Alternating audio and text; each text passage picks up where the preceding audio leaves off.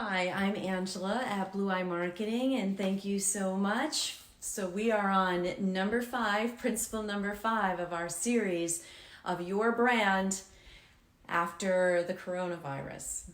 So, how are y'all doing? Are you hanging in there? Are you getting to the resources that you need? I know I've had clients, and I myself have been very frustrated trying to get through on a few different things with the SBA, et cetera, et cetera. So hang in there. You have to trust on some level that this will all play out in good time. And you're doing it. You're finding resources, you're finding ways to communicate with your teams and stay in touch with your customers and clients. And I hope you're staying well and staying positive, because where you focus your mind and frame your mindset right now is all important for both you, your family, your circle of influence, certainly your team and your customers. So my light just went out there already. So we're just working through tech glitches like every day. It's been an unusual time of uncertainty.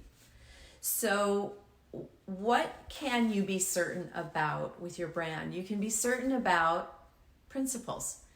And we started this series a couple of weeks ago on the premise that a principle is something that happens all the time, every time, without exception. Gravity is a principle. The law of averages. There are all these universal laws that play out. And today's fifth principle, I happen to believe, is the most all important, and that is storytelling and the connecting with your brand on an emotional level. So how did I evolve myself into where I am and what I am doing now and where I'm going next? 2 years ago, I woke up in an MRI tube and didn't know where I was. I remember them asking me, can you hear the music? And responding, yes, I could hear the music, but where was I? And they reassured me I was safe and told me where I was. I was at Flagler Hospital in St. Augustine.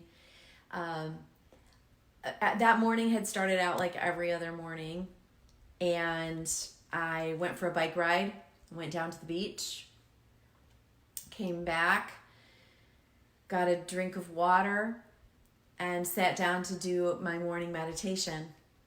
And the next thing I knew, I was in the MRI tube. What does all that have to do with here? Well, I lost my memory, and I didn't know where I was and why I was there. And for 3 or 4 days, they poked and prodded and did blood work and scans and sent psychiatrists in, and they said everything seems normal. So we're going to label this transient global amnesia. And you can be assured, based on our studies over the last 30 years, that it will never happen again. It's a once in a lifetime thing. So what proceeded after that for many weeks and months was, and the best way to describe it was as though someone had taken an eraser in my mind and on a chalkboard and just like randomly erased through my mind. I could remember some things with such clarity, and other places there were just gaps. And so weeks and months, I culled through social media post lines, timelines, the videos that I've done for my work for the last 25 years in marketing and media. And I had all my emails. I've saved 20 years worth of emails, certain emails, memos, letters to clients, files, just putting the puzzle back together. And what I realized was that my life, that meditation, my wish that I had prayed for, a more meaningful platform to stand on, feeling more fulfilled and connected in my work, more impactful in the work that I was doing. It didn't feel satisfying to just story sell. And I realized that I had been doing that. And I wanted to, I'm sharing this story with you today Not to say, oh, poor Angela, she, lost her memory, but to say, in a sense, us being literally forced to lock down during this COVID-19 pandemic, I think for some of us has just scared us silly, and we've been like an ostrich and put our heads in the sand. Some did that for a day and then popped back up and said, okay, I can do this. I can become what I need to become in order to adapt. And for so many of us, I think that it has challenged us to dig deeper and to question our connectedness, our relatability, where we want to go next on our path, how we want to connect with our employees in a more meaningful way. We've been forced to do that now, whether you wanted to or not, you've been forced to. And I think for most of us, it feels pretty good. Not the tech glitches and not the unknown and the change, all that. Those things are going to forever be a part of our environment. But I'm talking about the meaningful conversations that you're having with people, including your family. So creating conversation is all about what storytelling really is at the heart of it. And it's also at the heart of your brand. I have Harvard Business Review is one of my Bibles that I go to, and they talk about the corporate brand identity matrix. And I just want to go, there are 9 pieces in the puzzle that I follow for this matrix for your corporate identity, your brand. But the brand core I've been talking about for 30 years. Every one of my clients has a brand promise. They make a promise, they keep a promise. Why is making a promise so important? What the brand at the heart, and this is Harvard Business Review, and they know what they're talking about. What do we promise, and what are the core values that sum up what our brand stands for? What do we promise, and what are the core values that our brand stands for? And my core brand stands for being completely wholly yourself and being able to honor that, honor your own voice, your own story, reflect that, reflect the positivity of positivity. For me, positivity and beauty and joy, happiness in my work is central to everything. It's central. And if I'm feeling icky, if I'm feeling off, if I'm feeling frazzled or stressed or anxious, I know I am not in alignment with my core values, the things that are most important and inherent to my whole being in work, in life, in business, all of it.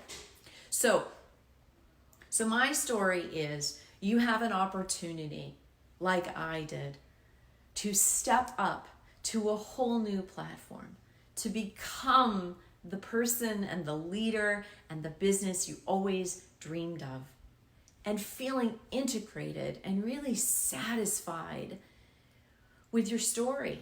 You are the hero of your own story. And we're talking storytelling, but I want to use these references that are so important to me. So Tony Hsieh, the CEO of Zappos, Delivering Happiness, talks about, he asks his partner, have you ever read Good to Great by Jim Collins? And he said, you should definitely read it. In there, Jim talks about what separates the great companies from just the good ones over the long term. And one of the things that he found from his research was that great companies have a greater purpose and bigger vision beyond just making money or being number one in a market. The interesting thing is, though, when you create that vision that is based in joy and based in happiness. I had a poster here earlier last week that said happiness blooms success. The success comes. You become the liked best in the market, which then makes you number one in the market, in your specific market, for your differentiated, dramatically differentiated offering. So a story has a beginning, a middle, and an end. So I want to challenge, offer, however you want to frame it, want to be great? How do you want to be 10 times greater than you are right now? What are the things that make you unique? And are you, when you are, sorry, I'm going to flip this. When you are thinking of your business, and any of the media reps that I have had partnerships with for so many years, they know this. Over and over and over, the media groups that I've consulted with or helped manage, we talk about, is it a transaction? Boom, boom, boom. Bada bing, bada boom, done. Next. Or are you making an emotional connection with people? Are you sharing your truth about what is valuable to you beyond the money and beyond the competition? Is it important to you to impact people's lives in a positive way for the long term? Then tell that story. Tell how you're different, dramatically different. Share how you're better. Corporate stories are not just about, here's our mission, vision, values. Corporate stories are things that happen within your company that are truth, that are true stories.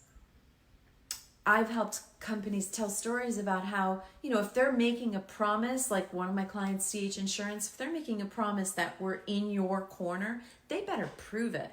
And they better prove that they walk their talk, and all the stories we tell prove that promise is true. John Serino, their vice president of sales, that when he gets a phone call at 2:00 in the morning because a client's business is on fire, he's there. That's being in your corner. He's making the calls. He's first calming the client and understanding empathetically where that client is and reassuring them that it's going to be okay. That yes, the physical plant is going up in smoke, but you're covered. You're okay. We're in your corner. We're going to take care of this. We're going to block and tackle for you all the way to the finish line. That's being in your corner. And those are the corporate stories that you want to tell. The truth about who you really are. And I don't think there's ever a time in our world, in our lifetime anyway, that there's ever been more of a time for it. Wouldn't you agree? So, empathy. And I'm just going to hold up my book set. This is another one of my Bibles, and it happens to be from Harvard Business Review. It's like the Holy Grail for me. Authentic leadership, happiness, mindfulness, which we've been talking about every day. If you haven't been tuning in every day, go back and watch some of these videos over the last 15 or 16 days now, and we're going through every day until April 14th. 21 days takes us up to April 14th. Resilience. We are learning that, are we not? Influence and persuasion. I talk constantly about the Robert Cialdini's 6 principles of influencing. What are they? How do they apply? How do you have impact? Are you influencing with integrity? Meaning that that it's like taking the medicine. If your customer takes this medicine, they'll feel better. Are you wrapping the medicine in a really luxurious piece of cheese? Or are you just saying, here's the pill? That's making the emotional connection. It's wrapping it in a story that empathizes, that puts yourself in their shoes and understands what tugs at their heartstring. People do not make a decision logically, rationally. They make it emotionally. They may validate it and verify it with logic and data and rationale to reassure themselves. But for certain, all decisions are made emotionally.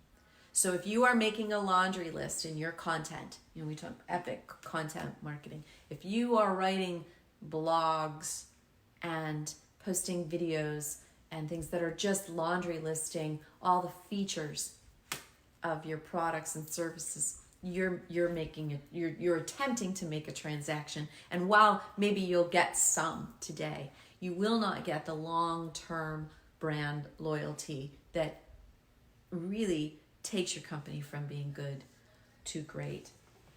So are you walking in the customer's shoes? Are you finding out what's important to them? What makes them restless? What keeps them up at night? What warms their heart? What creates joy for them? Are you putting them center stage in all your stories? Or is it just about we are, I am, the company is? When I look at companies' materials, it's not something that registers consciously, but it registers unconsciously, subconsciously with that consumer or client. If every one of your paragraphs on your website or in your brochure or in your blog posts starts with I, we, our, us, our company, you got it backwards, man. You got it backwards. And that's what Tony Hsieh is saying, you know. If you're focused on you, you're missing the boat. And we are no longer, not that we ever did, but our world has tolerated, our business has tolerated, our capitalism has tolerated it. Capitalism is evolving. Everything is required to shift up as a result of what has happened over the last 4 weeks. Are you prepared to change? Are you ready to change? If you're ready to change, let's talk. If you want to change and you're not sure how, let's talk. Because creating those conversations with your customers starts with a great story. And there's a methodology that, like HBR says, there's a matrix.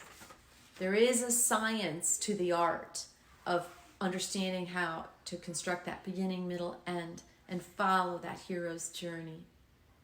So I invite you to elevate your story. I invite you to take it from good to great. If you're watching this right now, if you've taken the time to watch it, you're already good. Maybe you're great. I believe that telling that next great story is what's going to really make the difference between the companies who thrive coming out of this lockdown and who disappear. So, thank you for joining me. How are we doing on time? Great, 17 minutes, not too bad. So I'm going to end today's series the way I have done the last 14 or 15 days, and the way I'll continue to do through April 14th. And that is, what are you finding to appreciate? Are you articulating what you're appreciating, what you're learning, how you're communicating more effectively, the ways you've been stretched and kneaded like dough over these last few weeks? What are the gifts? Are you looking for those gifts? Are you writing? Are you writing down your thoughts and ideas? You don't have to be a writer to write. Everyone has a right to write. I have that book, The Right to Write. It's great. You have the right to write. And really, it's necessary. If you want to get really clear on your ideas, write them down. Ideally, share them. Share them with me. I'd love to hear them. And are you moving your body? Or at the same time, because I know some of my clients who are executives, business owners, CEOs, they think that they've got to, if they are tougher, physically tougher, they're more effective, they're stronger. I want to offer this. Give your body a break, move it gently, move it easily, and move into what is our world is calling us to do, which is softer power. Leading with your heart. That's what Beauty and Brains is all about. That's what I've been talking about for years. Finding that place that resonates and really connects with people in a way that they can trust you, they can believe you, they feel like they can count on you. You're going to be their best cheerleader. Are you meditating? Are you spending quiet time with your breath in and out? Easy. Because mindfulness is not some woo-woo concept from the 70s. Mindfulness is here. It's always been here. It's now being realized by corporations that mindfulness, that happiness and mindfulness blooms success at work. It means, remember those stats I had? Where are those stats? Now I'm starting to go over. But 50% greater revenues when you're working from a place of joy. These are scientifically studied facts. Greater productivity, greater efficiency and effectiveness, greater 50% greater revenues in some cases, simply because of instituting principles like what Tony Hsieh has done for Zappos. Delivering happiness, and delivering happiness doesn't just mean to the doorstep if you're a delivery company. It means delivering happiness to your employees, first to yourself, then so it can emanate out to your teams, then ripple to your customers, then ripple to them being your best brand ambassadors, your best storytellers. You can shape the story that your customers are telling about you. And it's all important that you do. You don't want it to just happen by happenstance like the weather. You want to design it. So those best stories can come forth when you're taking that time every day to be mindful, to get quiet, to clear away the clutter, and let your light shine bright. Literally the light bulb going off about ideas and ways to be a better leader, to be a more effective husband, father, parent, sibling, whatever the case may be. Success comes from happiness. Happiness blooms success, not the other way around. So dig deeper. And the final fifth tool in the tool belt for blooming happiness and being mindful is, are you creating acts of kindness and generosity? Are you being generous? Generous with your time, with your thoughts, with your skills and talents? Are you being generous? Are you offering kindness? Are you approaching everything that you do with kindness? And I promise you that that is your path to coming out of this in a really new and brilliant, very big way. God bless. Be well. Stay at home until it's time to venture out. The adventure will be there. And this is really part of it. I know we're on the hero's journey right now. We're in the, if Harrison Ford, we're in the snake pit right now, right? And we're battling the things that that challenge us or scare us, or we're in the snake pit. But what happens to Indy? He always wins in the end, and you will too. If you'd like to keep tuning in, join me back here tomorrow at noon for some blooming tools for blooming. Bye-bye.